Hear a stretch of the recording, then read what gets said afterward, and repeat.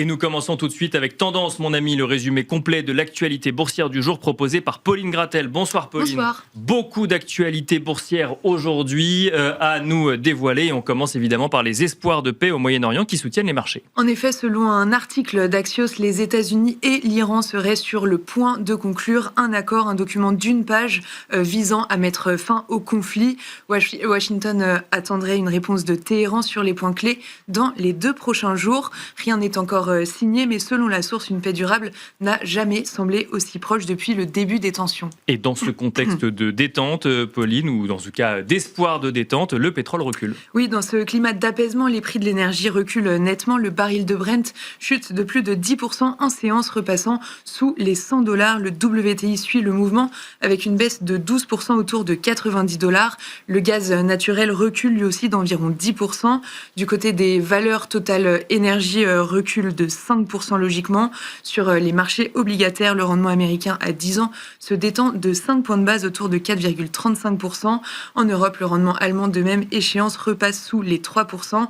Et les taux français, italiens, espagnols ou encore britanniques reculent également d'environ 10 points de base. De la détente et aussi de l'appétit pour le risque, Pauline. Oui, les marchés actions rebondissent nettement à l'échelle mondiale. Commençons avec l'Europe. Tous les indices gagnent 2% ou plus. Le CAC 40 progresse de 3% après déjà plus 1% hier à 8300 points, portés notamment par ArcelorMittal et Safran qui grimpent de 10%, mais aussi par Airbus, Kering et Saint-Gobain en hausse d'au moins 7%.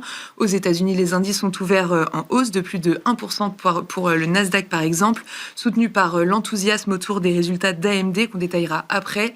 Le MSCI World et le MSCI Asie-Pacifique ont inscrit de nouveaux records absolus. Un mot peut-être de l'Asie, justement, Pauline. Les indices ont donc clôturé en hausse. Oui, en Asie, la séance était positive également. Le CSI 300 et le Hang Seng progressent d'environ 1,5%. Le Kospi bondit de plus de 6%, soutenu par ses poids lourds SK Hynix qui s'est envolé de 10% et Samsung de 5%. À noter que Samsung rejoint le cercle très fermé des entreprises valorisées à plus de 1000 milliards de dollars aux côtés de TSMC. On va parler des entreprises avec AMD qui s'est imposé en vedette aujourd'hui. Oui, AMD publie des résultats nettement supérieurs aux attentes. Le chiffre d'affaires bondit de près de 40%, au-delà de 10 milliards de dollars. Le bénéfice net progresse de 45% sur un an et les revenus du segment data center s'envolent de près de 60%. Le titre grimpe nettement à l'ouverture de plus de 15%. On parle également de Uber et de Walt Disney, dont les publications étaient au programme. Oui, Disney dépasse les attentes grâce à ses parcs et au streaming. La direction anticipe une accélération de la croissance au prochain trimestre. Le titre ouvre en hausse de 8%. Uber, de son côté, prévoit une progression de son activité au 2e trimestre portée par la demande sur les livraisons et les VTC. Le titre est en hausse de 6%.